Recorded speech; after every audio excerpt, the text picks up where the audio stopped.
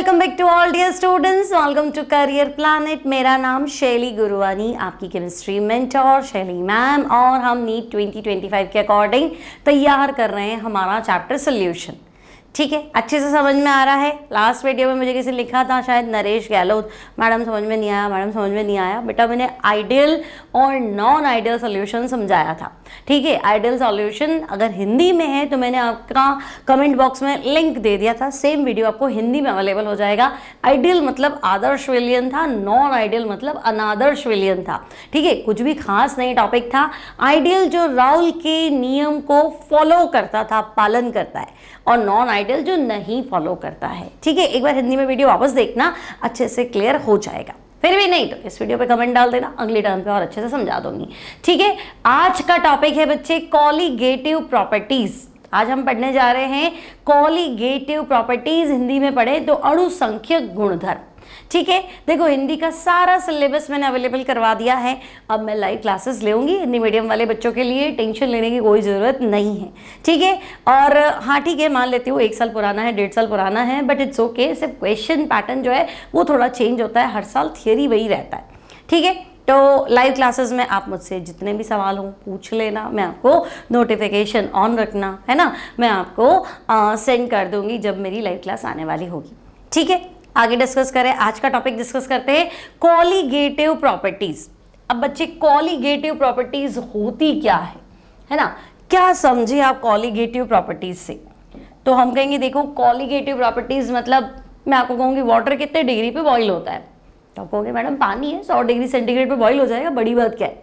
ठीक है, अगर मैं कहूँ थोड़ा सा शुगर मिला दो, ग्लूकोज मिला दो, यूरिया मिला दो, फ्रक्टोज मिला दो, सुक्रोज मिला दो, शुगर मिला दो, तो तुम कहोगे कि नहीं अब तो 100 पे नहीं बॉईल होगा, है ना। अगर मैं कोई ठोस पदार्थ मिला दूँ, अगर मैं कोई सॉलिड सब्सटेंस मिला दूँ जो खुद वेपर नहीं बनाता है, मैं पानी को बॉईल करूँगी नमक डाल के या ग्लूकोज डाल के, तो पानी उड़ेगा ना, नमक या ग्लूकोज तो नहीं उड़ेगा, है ना। तो अगर तुम कोई सॉलिड सब्सटेंस डालते हो जो नॉन वॉलेटाइल है, जो खुद वेपर नहीं बनाता है, जो अवाष्पशील है, तो तुम देखोगे कि यार अब थोड़ी मुसीबत होगी, 100 पे तो नहीं उबल रहा है ना, हो सकता है 100.1 पे उबल रहा है, 100.2 पे बॉईल हो रहा है, तो आपने क्या देखा, बॉइलिंग पॉइंट बढ़ गया। अब थोड़ा ग्लूकोज डालोगे ना तो थोड़ा बढ़ेगा, ज़्यादा ग्लूकोज डालोगे तो ज़्यादा बढ़ेगा। तो ये जो बॉइलिंग पॉइंट बढ़ रहा है इसको बोलते हैं बॉइलिंग पॉइंट एलिवेशन। जब कोई नॉन वॉलेटाइल सॉल्यूट मतलब जो खुद वेपर नहीं बनाता है, अवाष्पशील पदार्थ है, अगर वो मैं मिला रही हूँ तो मैं क्या देख रही हूँ, अगर मैं वाटर ले रही हूँ या कोई भी सॉल्वेंट ले रही हूँ तो बॉइलिंग पॉइंट बढ़ जाता है। ठीक है, फ्रीजिंग पॉइंट होगा ना कि पानी तो 0 पे जमता है, और ऐसी कोई चीज़ मिला दो तो वो 0 पे नहीं जमेगा, डिप्रेस होगा, माइनस पे जमने वाला है। फ्रीजिंग पॉइंट में क्या आया, डिप्रेशन। बॉइलिंग पॉइंट में क्या आया, एलिवेशन। अब तुम सोचोगे अगर मैं पानी में एक सूखी किशमिश डाल दूँ, बिल्कुल सूखी हुई, पता नहीं कौन से पुराने टाइम की, तो तुम कहोगे यार पानी बहुत ज़्यादा प्रेशर लगाएगा उसके अंदर जाने के लिए, है ना। किशमिश समझ गए ना, raisin when added in water, तो रेजिन फूल जाएगी, है ना। तो हम कहेंगे हाँ पानी ने प्रेशर लगाया होगा उसके अंदर एंट्री लेने के लिए। और अगर मैं एकदम सॉफ्ट डाल दूँ, फ्रेश डाल दूँ, तो तुम कहोगे तो फ्रेश ही है, तो वाटर को इतना ज़्यादा तो नहीं लगाना पड़ा होगा, फोर्स डिपेंड करता है। ठीक है, तो बात तो सही है ना। तो ये जो प्रॉपर्टीज़ है बच्चे, बॉइलिंग पॉइंट कॉलीगेटिव प्रॉपर्टी नहीं है, बॉइलिंग पॉइंट तो फिक्स होता है, वो तो जो है वो रहेगा, लेकिन मैं कुछ मिलाती हूँ तो बॉइलिंग पॉइंट में बढ़ोतरी होती है, increase in boiling point, elevation in boiling point, वो डिपेंड करता है मैंने कितनी मिलावट करी है ना। फ्रीजिंग पॉइंट फिक्स रहता है, लेकिन अगर मैं कुछ ऐड करती हूँ तो जो डिप्रेस होता है, जो कमी होती है, वो डिपेंड करती है कि मैंने क्या मिलाया है। सिमिलरली ऑस्मोटिक प्रेशर, और सबसे पहली कॉलीगेटिव प्रॉपर्टी है RLVP, relative lowering of vapour pressure. ठीक है, तो देखो कॉलीगेटिव प्रॉपर्टी केमिकल प्रॉपर्टी है कि फिजिकल है, तो तुम कहोगे फिजिकल प्रॉपर्टी है ना। मतलब मैं पानी में शुगर डाल दूँ और अब मैं इसकी रिएक्शन चेक नहीं कर रही और कोई फर्क नहीं पड़ रहा है, आई बात समझ में। लेकिन फिजिकल प्रॉपर्टी, भौतिक गुण है, वो फर्क पड़ेगा, वो है ना डिपेंड करेंगे एडेड अमाउंट पे। तो सॉल्यूशन की वो फिजिकल प्रॉपर्टी जो उसमें एडेड सॉल्यूट के कणों की संख्या पर डिपेंड करती है, नंबर ऑफ पार्टिकल्स पे डिपेंड करती है, नंबर ऑफ मोल्स पे डिपेंड करती है, उसके कंपोजिशन पर डिपेंड नहीं करती है। मतलब सिर्फ इतना कि अगर मैं वाटर में 1 मोल यूरिया मिलाऊं या मैं 1 मोल ग्लूकोज मिलाऊं, बॉइलिंग पॉइंट में जो इंक्रीज होगा क्वथनांक उन्नयन, कितना बढ़ेगा बॉइलिंग पॉइंट, वो दोनों केसेस में सेम बढ़ेगा। आएगा समझ में? तो ये नहीं सोचिए ग्लूकोज मिला है तो ज़्यादा बढ़ेगा, यूरिया मिला है कम, नहीं, 1 मोल मिला है, 1 मोल मिला है तो नंबर ऑफ पार्टिकल्स Na है, कणों की संख्या क्या है, एवोगैड्रो नंबर है, तो इधर भी Na है इधर भी Na है, तो वो सिर्फ पार्टिकल्स की संख्या पे, नंबर पे डिपेंड कर रहा है और नंबर सेम है, तो फिर कुछ फर्क नहीं पड़ रहा है ग्लूकोज मिलाओ, सुक्रोज मिलाओ या तुम फ्रक्टोज मिलाओ या यूरिया मिलाओ, बट नमक नहीं मिलाना। अब तुम कहोगे क्यों, नमक में आंसर चेंज क्यों हो गया, ग्लूकोज तो 1 मोल है तो मैं नमक भी 1 मोल मिला लेता हूँ। तो तुमने हाथ में नमक 1 मोल लिया है, पानी में जाके वो 2 मोल हो गया, क्यों, तो NaCl, पानी में NaCl रहता है क्या, Na+ अपना रास्ता अलग पकड़ रहा है, Cl- अपना रास्ता अलग पकड़ रहा है, तो तुम एक सोच रहे हो लेकिन पानी में जाके 2 हो गया। तो मैं हाँ यार, हाथी के दांत दिखाने के और है, खाने के और है, तो NaCl तुम्हें 1 मोल दिख रहा है बट वाटर में जाके बच्चा वो 2 मोल हो गया। और मैंने पहले ही कहा था पार्टिकल्स के नंबर पे डिपेंड करता है, कणों की संख्या पे डिपेंड करता है, वो चेंज नहीं होनी चाहिए।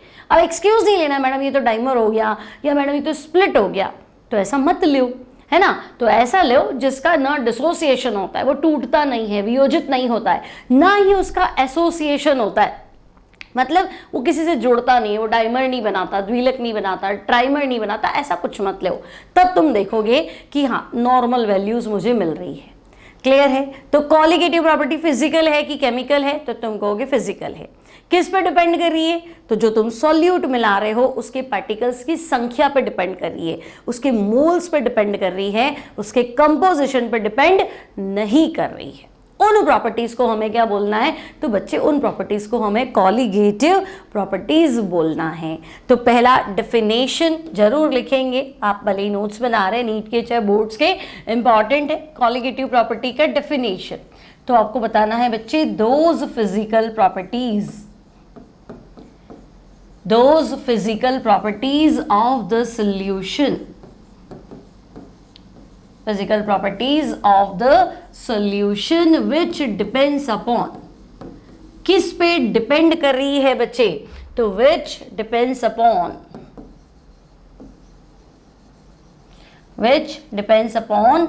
number of solute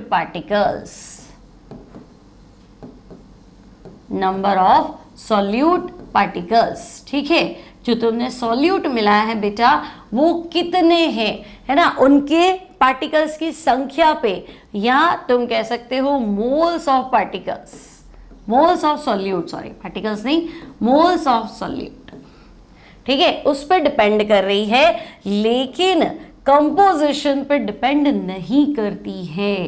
तो बोलो इसको, but do not depend upon composition. कितना मिलाएंगे उससे फर्क पड़ेगा, क्या मिलाएंगे उससे फर्क नहीं पड़ेगा, ठीक है भाई। Do not depend upon composition, composition से कोई लेना देना नहीं है। ऐसी प्रॉपर्टी को हम क्या कहेंगे, कॉलिगेटिव प्रॉपर्टी, अणु सांख्यक गुण। समझ में आ गया, कोई टेंशन नहीं है, आगे बढ़ जाओ, क्या भाई क्लियर है ना, युधिष्ठिर मैडम समझ में नहीं आया वापस समझाओ। क्या है कॉलिगेटिव प्रॉपर्टी, फिजिकल है, केमिकल नहीं है। किस पे डिपेंड करेगी, जो तुम सोल्यूट मिलाओगे उसके नंबर ऑफ पार्टिकल्स पे, उसके मोल्स की संख्या पे डिपेंड करेगी, हम उसे कॉलिगेटिव प्रॉपर्टी बोलेंगे, ठीक है। अब कौन कौन सी होती है, तो फिलहाल तुम 4 पॉइंट्स ध्यान रखो, फिर मैं एक एक को डिस्कस कर लेंगे भाई, है ना। तो बच्चे पहली कॉलिगेटिव प्रॉपर्टी है relative lowering of vapour pressure. First colligative property जो आ रही है that is relative lowering of vapour pressure, vapour pressure में होने वाली कमी। वेपर प्रेशर तो पढ़ा ही था हमने, Raoul's law for liquid system भी पढ़ा है, ठीक है, इसको भी डिस्कस कर लेंगे। तो ठीक है भाई, पहला relative lowering of vapour pressure, दूसरा है बच्चा बॉइलिंग पॉइंट एलिवेशन, ठीक है, तो दूसरा है बॉइलिंग पॉइंट एलिवेशन। और बेटा बॉइलिंग पॉइंट एलिवेशन की स्टडी को हम बोलते हैं इबुलियोस्कोपी, क्लियर। बॉइलिंग पॉइंट एलिवेशन की स्टडी को क्या बोलते हैं, इबुलियोस्कोपी। सिमिलरली थर्ड मेरे पास है फ्रीजिंग पॉइंट डिप्रेशन, ठीक भाई, फ्रीजिंग पॉइंट डिप्रेशन। और फ्रीजिंग पॉइंट डिप्रेशन की स्टडी को हम बोलते हैं क्रायोस्कोपी। ठीक है, बॉइलिंग पॉइंट एलिवेशन की स्टडी को बोलते हैं इबुलियोस्कोपी, फ्रीजिंग पॉइंट डिप्रेशन की स्टडी को बोलते हैं क्रायोस्कोपी, relative lowering of vapour pressure, इसको शॉर्ट में लिख लेना RLVP, relative lowering of vapour pressure. और फोर्थ और सबसे इंपॉर्टेंट जो मोलर मास डिसाइड करने में काम आती है, बायोमॉलिक्यूल्स का अगर मोलर मास डिसाइड करना है ना, जैव अणु है ना, प्रोटीन, विटामिन, इन सबका मोलर मास निकालना है तो कैसे, तो हम कहेंगे ऑस्मोटिक प्रेशर मेथड से निकालते हैं। ठीक है, तो ऑस्मोटिक प्रेशर, ये 4 कॉलिगेटिव प्रॉपर्टी है, फिजिकल प्रॉपर्टीज है, केमिकल प्रॉपर्टीज नहीं है। क्लियर, कंपोजिशन पर डिपेंड नहीं करेगी, तुम क्या मिला रहे हो कोई फर्क नहीं पड़ता, कितना मिला रहे हो उससे फर्क पड़ता है। क्लियर, नाउ हम डिस्कस करते हैं फर्स्ट कॉलिगेटिव प्रॉपर्टी बच्चे, relative lowering of vapour pressure. ठीक है, चलो relative lowering of vapour pressure को कैसे डिस्कस करें, तो मान लो मैंने तुम्हें कहा कि देखो मेरे पास है ना एक प्योर सॉल्वेंट है। ठीक है, मतलब मैंने सिर्फ पानी भर के रखा है, क्या बेटा, सिर्फ पानी भर के रखा है, प्योर सॉल्वेंट है, शुद्ध विलायक, सिंपल वाटर भर लिया मैंने। ठीक है, प्योर सॉल्वेंट है तो तुम कहोगे ओके प्योर सॉल्वेंट है, क्या ही दिक्कत है, वेपर बनाएगा, बिल्कुल बनाएगा। और मेरे को क्या करना है, इसका वेपर प्रेशर मापना है, तो मैं कहूँगी उड़ने मत देना, वेपर बनाएगा, हम प्रेशर माप लेंगे, है ना। तो भाई ये जो वेपर बना रहा है ओके, ठीक है, वेपर ठंडी होगी तो नीचे आ जाएगी, भाई गर्म थी, ऊपर जाने का रास्ता तो था नहीं, यही होगी, आपस में टकराएंगे, ठंडी हो जाएगी, नीचे आ जाएगी। तो भाई प्योर सॉल्वेंट है, ये वेपर बनाएगा, है ना। और मैं मान लेती हूं let the vapour pressure, pure solvent का कितना मान लेते हैं P0। ठीक है, क्या दिक्कत है भाई, ठीक है। अब तुम कह रहे हो कि नहीं प्योर सॉल्वेंट क्या, हम तो मिलाएंगे, ग्लूकोज मिलाएंगे, सुक्रोज मिलाएंगे, या फ्रक्टोज मिलाएंगे, शुगर मिलाएंगे, है ना, या यूरिया मिलाएंगे, कुछ तो हम मिलावट तो करेंगे। तो अब तुम कुछ मिलावट करने वाले हो, मान लो तुमने कहा कि मैं शुगर मिला देता हूँ, नमक नहीं मिलाना, क्योंकि मैंने तुम्हें कहा था कणों की संख्या पर डिपेंड करता है, नंबर ऑफ पार्टिकल्स पर डिपेंड करता है। तुम सोचोगे कि मैं 1 मोल NaCl मिला रहा हूँ, पर वो 1 मोल पानी में जाके 1 का 2 हो जाएगा, Na अलग Cl अलग, तो फिर चेंजेस हो जाएंगी, बातों में फ़र्क आ जाएगा। ठीक है, तो वो एबनॉर्मल वैल्यू है, उसको 2-4 दिन बाद पढ़ना ही है। ठीक है, तो हम कहेंगे ओके चलो फिलहाल हम नॉन वॉलेटाइल और नॉन इलेक्ट्रोलाइट सॉल्यूट मिला लेते हैं। मिला लो भाई, ये सॉल्यूट मिला लो, क्या ही दिक्कत है ना। तो तुमने कहा भाई अब ये सॉल्यूशन बन गया है। ठीक है, अब इसका वेपर प्रेशर चेक करो, तो देखो अब ये जो ठोस है ना, ये जो तुम्हारा नॉन वॉलेटाइल सॉल्यूट है, non volatile and non electrolyte भी लिख देती हूँ मैं, क्योंकि मैंने तुम्हें मना किया शुगर मिलाओ, सॉल्ट मत मिलाओ, नॉन इलेक्ट्रोलाइट सॉल्यूट। ठीक है, अब ये क्या कहेगा, मैं तो नहीं उड़ूंगा, शुगर क्या कहेगा, मैं तो नॉन वॉलेटाइल हूँ, मैं तो नहीं उड़ूंगा, और तेरे को भी नहीं उड़ने दूंगा क्योंकि मेरी जगह है, मैं तो यहीं रहूँगा, है ना। अब शुगर बीच बीच में आ गया तो खुद तो उड़ेगा नहीं और इसको भी कम उड़ने देगा, तो हम कहेंगे वेपर बनेगी, पर अब वो बात नहीं है ना कि पहले मैं रोज ना 8 घंटे पढ़ लेता था, जब से ये नया दोस्त बनाया है या बनाई है तब से 8 घंटे तो नहीं पढ़ता हूँ, क्योंकि खुद तो पढ़ता नहीं और मुझे और नहीं पढ़ने देता। तो पढ़ तो लेता हूँ पर मेरे वो बात नहीं है, वो मज़ा नहीं है, है ना। जब मैं अकेला था और आराम से खुद ही खुद पढ़ता था, खूब मज़ा आता था, प्रेशर P0 था। अब मैंने इसको मिलाया है, स्वाद तो बदला ही है ज़िंदगी का, ये शुद्ध पानी है, अब यहाँ तुमने शुगर मिला दी तो स्वाद तो बदला है, लेकिन पढ़ाई में वो मज़ा नहीं है। पहले अच्छी खासी वेपर बन रही थी, थोड़ी ज़्यादा बनाई थी, नहीं तो तुम्हें लग जा रहा कम कैसे होगी, ये लो, है ना, वहाँ कम नहीं दिखा रही, ये ज़्यादा है ना। अब तुम कहोगे यहाँ वेपर बन तो रही है, लेकिन वो बात नहीं है, क्योंकि खुद तो नहीं उड़ता है, मुझे भी नहीं उड़ने देता। ठीक है, तो बच्चे वेपर ही कम बन रही है, प्रेशर भी कम लगेगा, पर यूनिट एरिया आपका लिक्विड की सरफेस, लिक्विड का बीच में जो सॉलिड है ना, तो प्रेशर क्या हो गया, तो हम कहेंगे कम हो जाएगा। तो पहले वेपर प्रेशर था P0, अब तो हम मान लेते हैं लेट द वेपर प्रेशर कितना है PS। क्लियर, और ये बात तो तुम गांठ बांध लो, फिक्स कर लो कि भाई P0 जो है वो PS से ज़्यादा है, मिलावट करी नहीं तो प्रेशर कम हुआ नहीं। अकेले पढ़ रहे हो, मस्ती से पढ़ रहे हो, कोई दिक्कत नहीं। कोई भी गलत दोस्त बनाया है तो फर्क तो आएगा। पहले ज़्यादा पढ़ाई होगी, बाद में कम पढ़ाई होगी, मान के चलो, ठीक है। क्योंकि नॉन वॉलेटाइल मिला रहे हो, वॉलेटाइल थोड़ी ना मिला रहे हो कि मैं भी उड़ जाऊंगा तू भी उड़ जा। नहीं, मैं तो उड़ूंगा, तू नहीं उड़ेगा, तो ये खुद तो नहीं उड़ेगा, तुम्हें भी नहीं उड़ने देगा, सीधी सी बात है, ठीक है। तो हमने कहा चलो पहले vapour pressure P naught, after that P S. कम तो हुआ, कम तो हुआ, कितना कम हुआ? तो जो बच्चे जो वेपर प्रेशर में कमी आएगी, वाष्प दाब का अवनमन, लोअरिंग ऑफ वेपर प्रेशर, कितना कम हुआ? तो तुम कहोगे भाई मैडम पहले पी नॉट था और अब कितना है? पी एस, है ना। मान लो पहले 100 था, अब 90 है, तो 10 कम हो गया। पहले वेपर प्रेशर मान लो 100 मिलीमीटर, सॉरी 100 मिलीमीटर मरकरी था, अब 90 मिलीमीटर मरकरी है। डिफरेंस, अंतर कितने का है?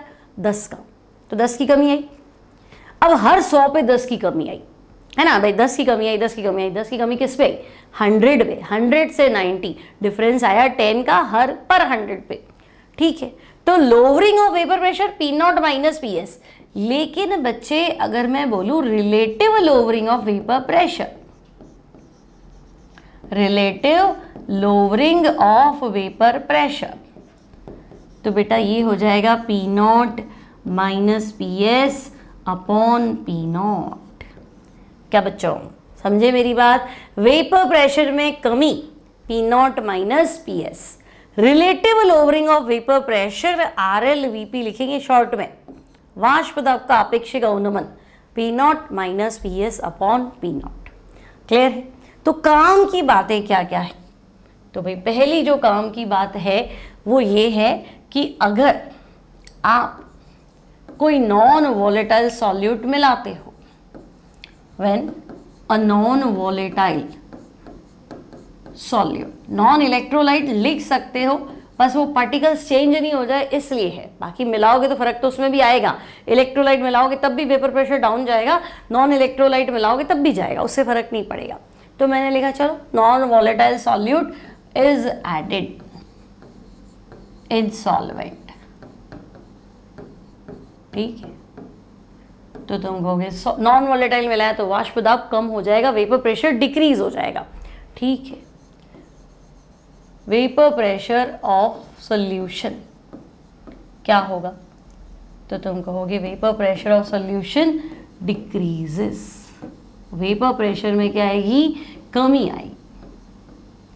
क्यों आएगी कमी? तो तुम कहोगे नॉन वॉलेटाइल खुद तो वेपर बनाएगा नहीं, बीच बीच में स्पेस ऑक्यूपाई कर लेगा, तो वेपर बनने में ही दिक्कत आएगी। पानी उड़ेगा कैसे? ऊपर शुगर पड़ा है, नीचे वाटर मॉलिक्यूल, तो जाएगा कैसे ऊपर? तो ये है ना, ये जाने नहीं देगा, खुद को भी नहीं जाना है और आपको भी नहीं जाने देगा, ऐसे, ठीक है। तो तुम कहोगे चलो वेपर प्रेशर में क्या आ गई? कमी आ गई। क्लियर? तुम लिखोगे क्या? तो तुम बताओगे इसको भी कमी क्यों आई, तो तुम्हें लिखना है non volatile solute occupy space between liquid molecules. यहाँ पे जो लिक्विड मॉलिक्यूल जो बेचारे उड़ना चाह रहे हैं उनकी बीच बीच में आ गया लिक्विड मॉलिक्यूल्स। सो पर यूनिट एरिया वेपर भी कम बन रही है और प्रेशर भी क्या लग रहा है? कम लग रहा है। Vapour unit area, vapour pressure क्या हो जाता है? डिक्रीज हो जाता है, because it doesn't form vapour, है ना, इट डजंट फॉर्म वेपर, ठीक है। एक तो खुद वेपर नहीं बनाता, है ना, और पर यूनिट एरिया लिक्विड मॉलिक्यूल भी क्या हो गया? डिक्रीज हो गया। आप ऐसे लिख दो, पर यूनिट एरिया लिक्विड मॉलिक्यूल्स भी जो है वो कम हो जाते हैं।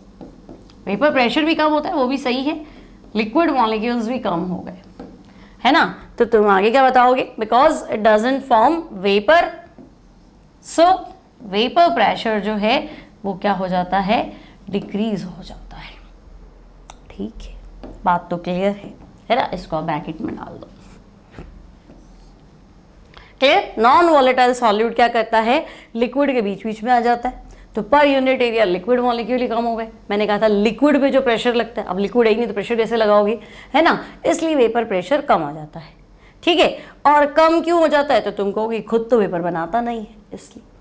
अब लोअरिंग क्लियर है, रिलेटिव लोअरिंग क्लियर है, कोई डाउट नहीं है ना। अब देखो कुछ क्वेश्चन है इसी पे डायरेक्ट, तो पढ़े। पहला क्वेश्चन आपके पास है, which of the following will have highest measure of any colligative property. तो मेरे को बताना है कॉलिगेटिव प्रॉपर्टी सबसे ज्यादा किसकी होगी। कॉलिगेटिव प्रॉपर्टी जो नंबर ऑफ पार्टिकल्स पे डिपेंड करती है, लेकिन आपने तो यहाँ परसेंटेज सेम रखे, 1% सुक्रोज। तो बच्चे 1% सुक्रोज मतलब मास तो 1 ग्राम, मोलर मास कितना 342, पहले का तो ये हुआ। 1% ग्लीसरॉल तो मास तो 1 ग्राम, लेकिन मोलर मास कितना, तो ग्लीसरॉल का मोलर मास निकालो बेटा, CH2OH और फिर से CH2OH है ना। कार्बन कितने हुए 3, 36, ऑक्सीजन भी कितने हुए 3, 48, और हाइड्रोजन कितने हैं 2, 3, 5, 6, 7, 8, कर लो 30, 48, 50, 56 और 62 और 3, 92, चेक कर लेना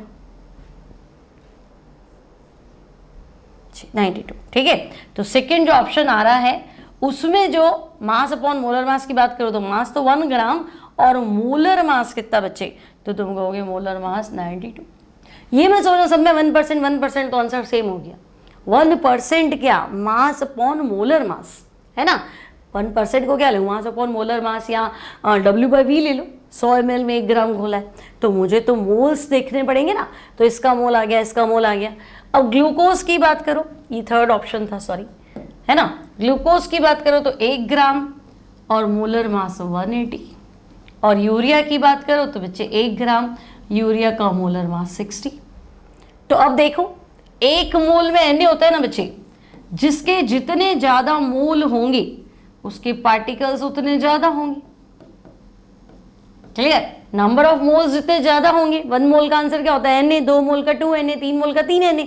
तो तुम कहोगे अगर मोल्स ज्यादा होंगे तो पार्टिकल्स ज्यादा होंगे, और कॉलिगेटिव प्रॉपर्टी पार्टिकल्स पर डिपेंड करती है, मोल्स पर डिपेंड करती है। तो greater the number of moles greater will be colligative property, क्योंकि कॉलिगेटिव प्रॉपर्टी डिपेंड ही पार्टिकल्स की संख्या पे करती है। तो अब तुम कहोगे सब में 1% लिखा है तो एक जैसा आंसर मत कर देना, अब तुम ढूंढो मोल सबसे ज्यादा किसका है। तो देखो ज्यादा से डिवाइड करोगे आंसर कम आएगा, 1 को 342 से डिवाइड करोगे आंसर कम आएगा। फिर 92 है, 180 है और 60 है, न्यूनतम से डिवाइड करोगे, मिनिमम से डिवाइड करोगे तो आंसर क्या आएगा, मैक्सिमम आएगा ना।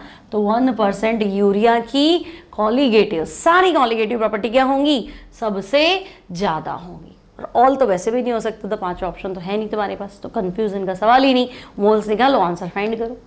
क्लियर है, बात समझ में आ गई। कॉलिगेटिव प्रॉपर्टी जो पार्टिकल्स के नंबर पर डिपेंड करती थी, अब पार्टिकल्स नंबर नहीं तो मोल्स निकाल लो, मोल से पार्टिकल नंबर आ जाएंगे। 1 मोल Na होता है, अब जितने मोल है उतने Na से मल्टीप्लाई कर लो, खत्म, बना दो आंसर। ठीक है, आगे देखें और क्या पूछा है। नेक्स्ट देखो, कॉलिगेटिव प्रॉपर्टी किस पे डिपेंड करती है, तो मैंने आपको अभी बताया था, relative number of solute molecules irrespective of the nature of solute in solvent.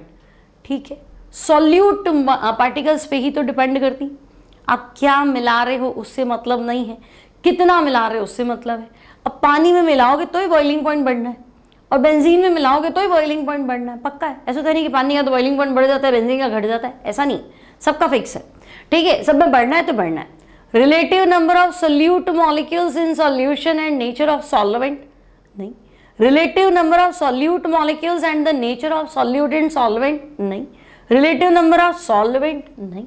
भाई एक ही बात पे डिपेंड करती है कॉलिगेटिव प्रॉपर्टी के हमने सोल्यूट पार्टिकल्स जो है वो कितने मिलाए हैं। आई बात समझ में, कितने मोल घोला है उस पे आपकी कॉलिगेटिव प्रॉपर्टी सीधी सीधी डिपेंड करती है। ठीक है, तो यहां आपको आंसर देना है विलय की अपेक्षित संख्या पे, ठीक है ना, है ना। और नेचर पर डिपेंड नहीं कर रही, अगर आप हिंदी पढ़ लोगे तो और क्लियर हो जाएगा। ठीक है, नेचर पर डिपेंड नहीं करेगी, सिर्फ नंबर ऑफ पार्टिकल्स पे ही डिपेंड करेगी। क्लियर है, बात समझ में आ गई। सेकंड क्वेश्चन भी क्लियर। अब हम कहेंगे चलो 4 कॉलिगेटिव प्रॉपर्टी थी। पहली हमने देखी relative lowering of vapour pressure, अब बेटा relative lowering of vapour pressure और राउल्स लॉ आपस में कैसे रिलेटेड है ना? या मैं ऐसा कह दूं कि राउल्स लॉ लगाओ, कब लगाओ? तो Raoult's law for the solutions, Raoul's law for the solutions having non volatile solute. अभी तक तो तुमने राउल्स लॉ पढ़ा था जब सॉल्यूट भी वॉलेटाइल था और सॉल्वेंट भी वॉलेटाइल था, मतलब लिक्विड लिक्विड के लिए पढ़ा था, है ना? मीथेनॉल में इथेनॉल मिला दो, देखो आइडियल सॉल्यूशन बनता है। अब ये कह रहा है कि नहीं, अब तुम एक जो कंपोनेंट है, एक घटक जो है सॉल्यूशन का, उसको नॉन वॉलेटाइल रखो। Raoul's law for the solution having non volatile solute. Solute vapour नहीं बनाता है, ठीक है? अब देखो शॉर्टकट ही बताऊं तो राउल्स लॉ भी निकल के आ जाएगा। राउल्स लॉ याद है तुम्हें, मैंने बताया था P total equals to P naught A X A plus P naught B X B. ठीक है, क्या ही दिक्कत तुमको हो गया? हाँ ऐसा पढ़ा था।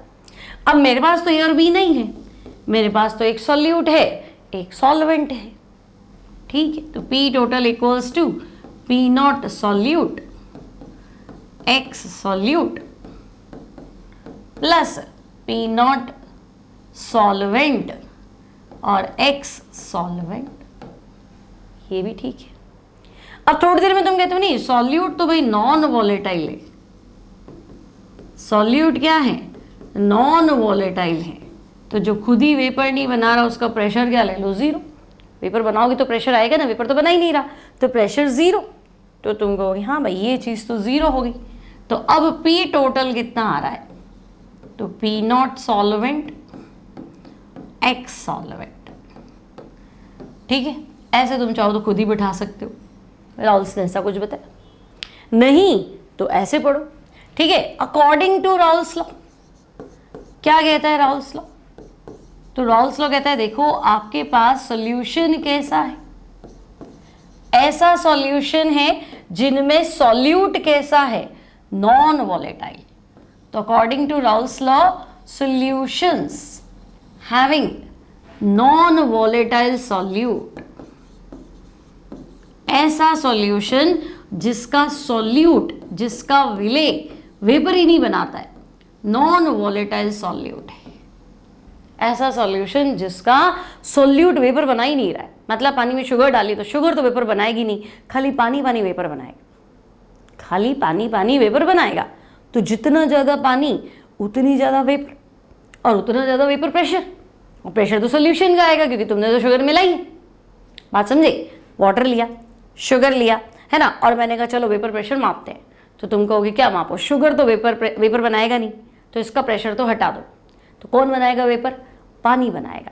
तो जितना ज़्यादा वाटर होगा, वाटर के मोल फ्रैक्शन जितने ज़्यादा होंगे उसका प्रेशर भी उतना ज़्यादा होगा, है ना? अब प्रेशर तो सोल्यूशन का होगा ना, क्योंकि शुगर तो मिक्स कर रखी है। बात तो विलियन की कर रहे हो, बात तो विलियन की कर रहे हैं, बात तो सही, ठीक है? तो राउल्स भी तो यही कह रहा है। इसमें नई चीज़ क्या है कि नॉन वॉलेटाइल सॉल्यूट के लिए वेपर प्रेशर ऑफ सोल्यूशन, है ना बच्चे? वेपर प्रेशर ऑफ सॉल्यूशन यानी PS proportional to X solvent. जितना ज़्यादा वाटर लोगे, सॉल्वेंट जितना ज़्यादा लोगे, सॉल्यूशन का वेपर प्रेशर उतना ज़्यादा आएगा। और प्रोपोर्शनल का साइन हटा दो तो कांस्टेंट हो जाएगा P नॉट एक्स सॉल्वेंट। तो कहेंगे चलो बात तो ठीक है, PS equals to P naught X solvent. Clear है? अब क्या कह रहा है भी राउल्स लॉ? बात तो समझ में आ गई हमको, क्लियर है? बात समझ में आ गई। वाटर लिया, शुगर लिया, सॉल्यूशन बनाया, वेपर प्रेशर मापने की बात करी। तुम कहोगे शुगर नॉन वॉलेटाइल है, शुगर खुद तो कोई वेपर बना नहीं रही है, तो उसका प्रेशर हटाओ। वेपर कौन बना रहा है? वाटर। तो जितना ज़्यादा वाटर, जितना ज़्यादा सॉल्वेंट, उतना ज़्यादा वेपर प्रेशर। तो वेपर प्रेशर विलियन का है PS और मोल फ्रैक्शन है सॉल्वेंट पानी के X। तो PS proportional to X solvent, और प्रोपोर्शनल हटाओगे तो भी प्रेशर किसके रिस्पेक्ट में बता रहे हो? जो पहले प्रेशर था उसके रिस्पेक्ट में तो बता रहे हो कि पहले पानी अकेला था तो वेपर प्रेशर 760 है मान लो, है ना। अपन ने लिया कितना है वो भी तो देखो। तो हम कहेंगे हाँ ठीक है, बात तो समझ में आ रही। Now P naught P S upon P naught लिया, तो P S upon P not equals to X solvent. ठीक है, अब मैंने तुम्हें सिखाया था मोल फ्रैक्शन तो हमेशा 1 होते हैं मिला मिलू के। सॉल्यूट की मोल फ्रैक्शन प्लस सॉल्वेंट की मोल फ्रैक्शन इक्वल्स टू 1। तो अगर मुझे सॉल्वेंट की मोल फ्रैक्शन को लिखना था तो मैं कहूंगी इसको लिख देती हूँ 1 minus X solute. X solute यहां लिया तो X solute equals to P S upon P naught, है ना। ये इधर गया तो प्लस में और ये इधर गया तो माइनस में, तो 1 माइनस कर दो यार, 1 minus P S upon P not. और आगे बढ़ो, क्या करूं, एलसीएम ले लूं। तो अब मेरे पास क्या आ रहा है, देखो P not minus P S upon P naught, क्या भाई, P not minus P S upon P naught, P not minus P S upon P not equals to, तो equals to X solute. P not minus P S upon P not equals to X solute. और P not minus P S upon P naught क्या है, तो यहीं से तो आज की क्लास शुरू करी थी। याद करो आज जो हमने स्टार्टिंग पॉइंट लिया था वो यही तो लिया था। क्या लिया था कि मान लो सिंपल वाटर है, प्योर वाटर है, let the vapour pressure of pure solvent P not. कुछ मिलावट करोगे तो वो तो वेपर बनाएगा नहीं, आपके प्रेशर को कम कर देगा, तो पी एस, तो कमी क्या थी, P not minus P S. और आर एल वी पी क्या था, relative lowering of vapour pressure, P not minus P S upon P not. बात तो ठीक है, क्लियर। अब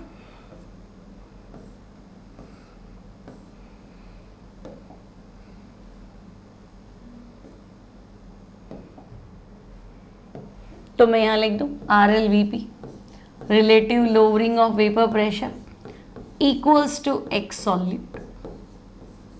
कोई पूछे राउल्स लॉ क्या है, तो ये भी राउल्स लॉ ही। According to Raoult's law relative lowering of vapour pressure equals to mole fraction of solute. ठीक है, अब और देखते हैं।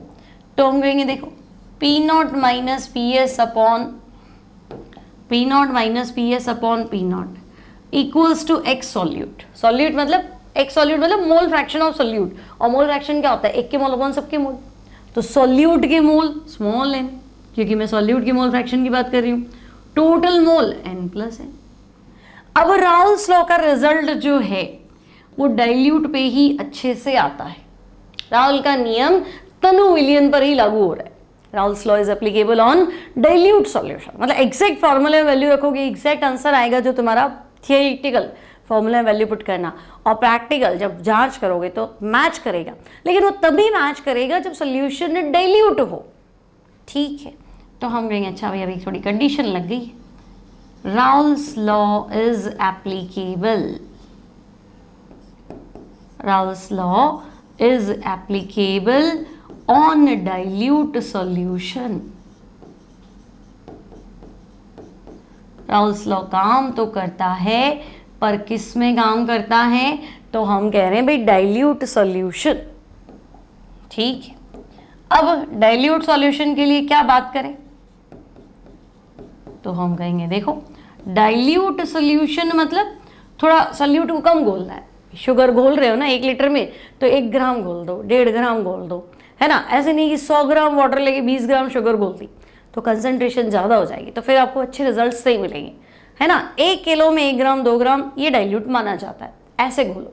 ठीक है, तो तुम कह रहे हो डाइल्यूट सॉल्यूशन मतलब सॉल्वेंट ज़्यादा होना चाहिए और सॉल्यूट कम होना चाहिए। हाँ भाई यही कह रहे हैं साफ। तो अब इसके सामने अगर ये बहुत छोटी सी चीज़ है तो हटा दो, तो हम कहेंगे हटा दे। देखो आगे बढ़ रही हूँ, है ना। तुमने कहा था P not minus P S upon P not equals to N upon N plus N था, N upon N plus N था, लेकिन डाइल्यूट के लिए बहुत छोटा है, है ना, capital N is very very greater than small N, तो ठीक है इसको हटा देती हूँ। तो तुम कहोगे भाई डाइल्यूट के लिए ऐसे आ जाओ, P not minus P S upon P not equals to इसके सामने ही कुछ भी नहीं है तो ठीक है हटा दो, small N upon capital N.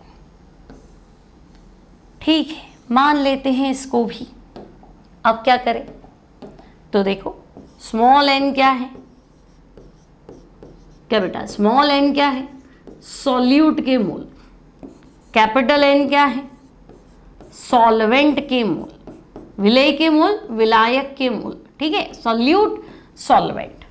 Clear, Hindi के बच्चे भी अपने साथ है तो थोड़ा उनके लिए भी मैं हिंदी में बता देती हूँ, सॉल्यूट विलेय, सॉल्वेंट विलायक। ठीक है, अब मोल क्या होता है, मास अपॉन मोलर मास, बार बटे अणु भर। तो बच्चे अगर स्मॉल एन है, सॉल्यूट कम होता है, सॉल्वेंट ज्यादा होता है, तो या तो 1-2 यूज करो, W1M1 सॉल्यूट का, या WAMA सॉल्यूट का, और W2M2 सॉल्वेंट, या क्या बोलते हैं WBMB। और 1-2 में नहीं उलझना चाहते तो ऐसे ध्यान रखो, ये W इसकी डंडी घुमा दो, मास अपॉन मोलर मास। ठीक है, डंडी घुमा दिया मतलब स्मॉल w सॉल्यूट, और capital W capital M solvent का। अब ऐसे मत लिखना मैडम छोटा w बड़ा W, ये नहीं माना जाएगा, इसकी डंडी घुमाओ। ठीक है, और इसको बाकी में कैपिटल लिखो, एनसीईआरटी में ऐसे ही दिया है। और बाकी आप स्कूल में पढ़ रहे हो या कहीं से भी पढ़ रहे हो, उन्होंने 1-2 बताया, AB बताया, तो वो एक ही बात है, बस उस टाइम ध्यान रखना 1 फॉर सॉल्यूट 2 फॉर सॉल्वेंट। ठीक है, यहाँ फिर छोटा वाला विलेय है, बड़ा वाला विलायक है, smaller for solute and bigger for solvent. ठीक है, हम कहेंगे चलो इसको भी कंसिडर कर लिया आपकी बात को। अब क्या करें, तो भाई अब आप फॉर्मूला देखो, P not minus P S upon P not equals to क्या है, small N upon capital N, small N upon capital N. तो तुम ध्यान रखो छोटा w, हर फॉर्मूले में पूरे अभी पूरे चैप्टर में छोटा w ऊपर आएगा, small w capital m, capital W small m। क्या बेटा, small w capital M, capital W small m, बस सीधी सी बात है। ये Raoul's law for dilute solution है ना, ध्यान रखना डाइल्यूट सॉल्यूशन पे अप्लाई होगा, एप्लीकेबल ऑन डाइल्यूट सॉल्यूशन। अब डाइल्यूट कितना तो मैंने तुम्हें बता दिया है ना, 1000 ग्राम में 1 ग्राम 2 ग्राम 5 ग्राम तक भी घोलता है, 10 ग्राम तक भी घोलता है, तो उसको डाइल्यूट कंसीडर करो। लेकिन 100 ग्राम में अब वो कुछ ही घोल रहा है, 0.1 0.2 नहीं घोल रहा है, 1 ग्राम 2 ग्राम 3 ग्राम घोल रहा है, तो फिर वो डाइल्यूट नहीं है, फिर यहाँ ये लगेगा नहीं। ठीक है, अब ध्यान रखना एनसीईआरटी में मोस्टली यही फॉर्मूला यूज किया है, डाइल्यूट सॉल्यूशन ही दिया है और सारे क्वेश्चंस बनाए हैं। 1 या 2 क्वेश्चन में गड़बड़ करोगे है ना, एक क्वेश्चन में तुम्हारा आंसर आएगा 10 ग्राम, वो कहेगा नहीं भाई 8 ग्राम, क्योंकि वो कहेगा ये तो कंसनट्रेटेड है, आपने डाइल्यूट कैसे मान लिया। ठीक है, बाकी हर जगह ये फॉर्मूला लगेगा, एनसीईआरटी के सारे क्वेश्चन बन जाएंगे। ठीक है, लेकिन बच्चा अगर आप कोई स्टडी मटेरियल कर रहे हैं पर्टिकुलर किसी कोचिंग का है ना, या जो भी आप ऑनलाइन टेस्ट सीरीज वगैरह देखोगे, वहाँ वो फंसाएगा आपको, वो कहेगा ही नहीं डाइल्यूट है कि कंसनट्रेटेड है, तो तुम मानो ही मत डाइल्यूट या कंसनट्रेटेड, तो तुम अपना फॉर्मूला ये लगाओ, P not minus P S upon P not equals to small N upon N plus N. अब तुम कहोगे मैडम ये तो बड़ा हो गया, इतना लगाऊंगा फिर मैं फाइन करूंगा तो लंबा हो जाएगा है ना, इतने तो मैं कैलकुलेशन करूंगा, बायो का स्टूडेंट में और फंस गया तो फिर तो टाइम लग जाएगा। तो ठीक है, इसका कोई जुगाड़ निकालते, ऐसा कर तो उसको रिवर्स कर देते हैं, तो रिवर्स कर दो, P not upon P not minus P S, और ये N plus N upon small N, फिर तो P not upon P not minus P S, N में एन डिवाइड कर दो 1 हो गया, plus capital N upon small N. ठीक है, अब क्या करें, तो भाई 1 यहाँ लिया हो है ना, इसको ऐसे ही रहने दो, तो capital N upon small N equals to 1 यहाँ लिया हूँ तो माइनस हो गया, तो P not upon P not minus P S minus 1।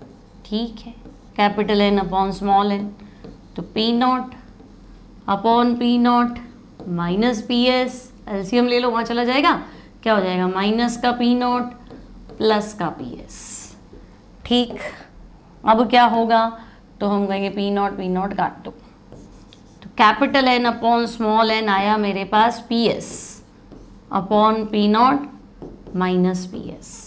फिर रिवर्स कर दो, तो P not minus P S upon P S equals to small N upon capital N. ठीक है, या तो या फिर थोड़ा और हाईलाइट कर लेते हैं, ये पी एस है भाई एक, तो P not minus P S upon P S equals to small W capital M, capital W small M. बोलो, small N upon capital M अभी तो सिखाया था, mass upon molar mass, mass upon molar mass, है ना, small for solute, capital for solvent. अब तो लगे इतना कैसे करा दिया, तो इतना नहीं करना है, तुम्हें सिर्फ ये फॉर्मूला याद रखना है ना। अगर आपका सॉल्यूशन डाइल्यूट ना है, if solution is not dilute, तो क्या करोगे, तब तुमको क्या कौन सा फॉर्मूला लगाओगे, तो बहुत लेंदी हो जाएगा। नहीं तो शॉर्टकट वही फॉर्मूला यूज करो, पी नॉट की जगह पी एस लिखो। क्लियर है, समझ में आई मेरी बात, वापस देखो, है ना, फिर कल को मैडम समझ भी नहीं आया क्या पढ़ा दिया। देखो मैंने तुम्हें क्या बताया, सॉल्वेंट का वेपर प्रेशर, शुरू से देखो, सिर्फ है ना 10 मिनट में पूरा टॉपिक। सॉल्वेंट का वेपर प्रेशर, मान लो तुमने पानी लिया तो वेपर प्रेशर कितना था, पी नॉट। फिर तुमने कहा नहीं मैं तो शुगर मिलाऊंगा, उसकी बात करो, कोलिगेटिव प्रॉपर्टी की, तो सॉल्यूशन का वेपर प्रेशर यानी पी एस। कमी बोलो, lowering of vapour pressure, lowering of vapour pressure, तो तुम कहोगे P not minus P S. Relative lowering of vapour pressure किसके रिस्पेक्ट में, P not minus P S upon P naught. Raoult's law बोलो,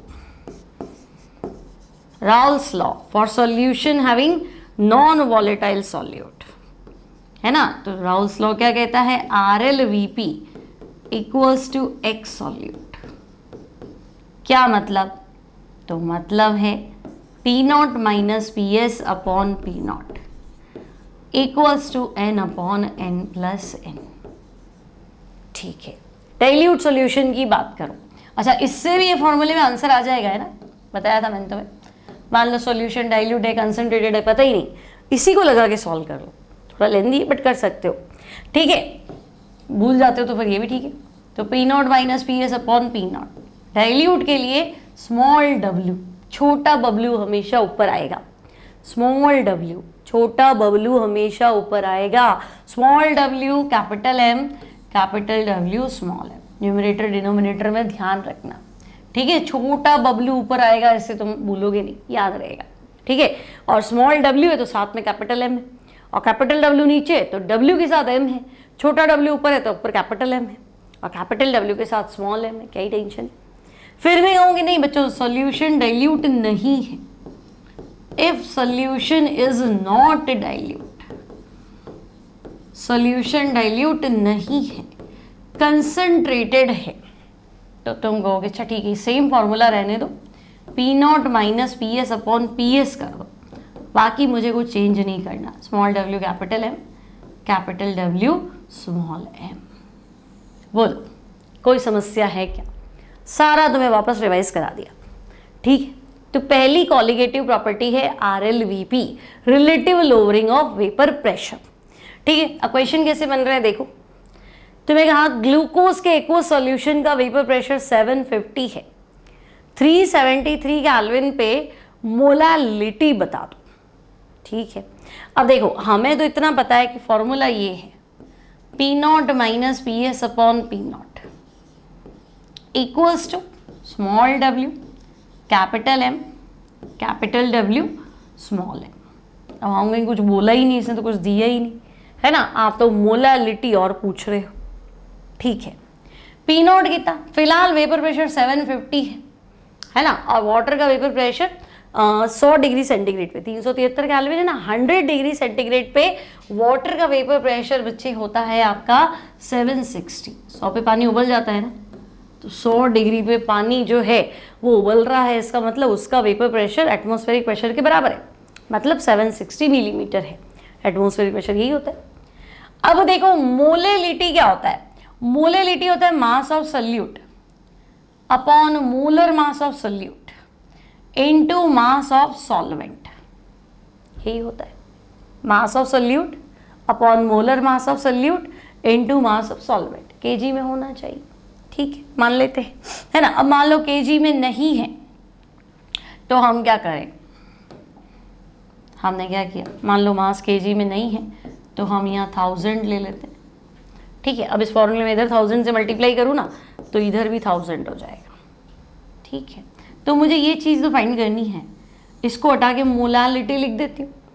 तो मेरे पास नया फॉर्मूला क्या आया, P not minus P S upon P not equals to, ये सब हटा के मोलालिटी लिख दूँ तो equals to capital M into molality, क्योंकि भाई ये मोल का फॉर्मूला था ना बच्चे, तो यहाँ पे क्या था, मास अपॉन मोलर मास ग्राम्स में था, और ये भी क्या था, मास ग्राम्स में था, पर मोलालिटी तो किलोग्राम्स में होती है ना, इसलिए, ठीक है।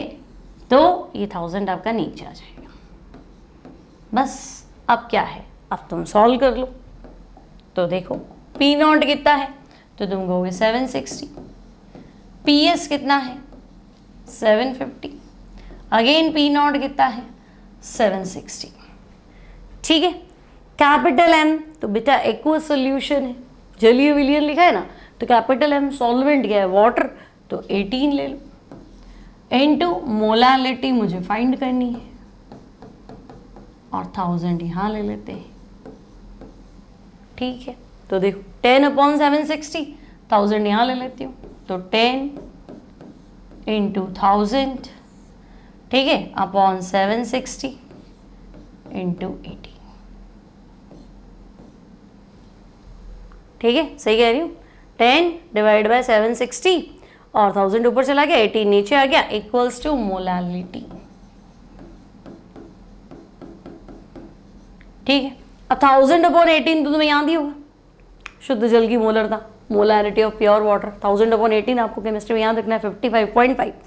तो मैं कहूँ ये तो 55.5 है, डिवाइड बाय क्या करना है 76, मतलब आंसर तो 1 से छोटा है, अब सारे आंसर 1 से छोटे, तो 55.5 को 555 ले लेती हूँ, ठीक है, 10 बाद में ले लूँगी। 76 से डिवाइड करूँ तो 7.3 और 0.73 हो गया ये,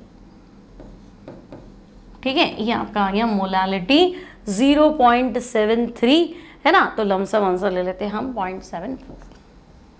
क्लियर है, सिंपल है, कर लोगी, ठीक है। और देखें कोई क्वेश्चन हो हमारे पास, हाँ ये देखो 10 ग्राम ग्लूकोज, अच्छा ऑस्मोटिक प्रेशर तो नहीं पूछ लिया, रिलेशनशिप बिटवीन ऑस्मोटिक प्रेशर, यहाँ क्या पूछ रहा है, वेपर प्रेशर, नहीं ऑस्मोटिक प्रेशर ही है वो, ठीक है। ऑस्मोटिक प्रेशर हमने किया नहीं तो अभी हम इसको डिस्कस नहीं करेंगे, फिलहाल इसी को पढ़, ठीक है। तो ये हो गया आपका vapour pressure, relative lowering of vapour pressure.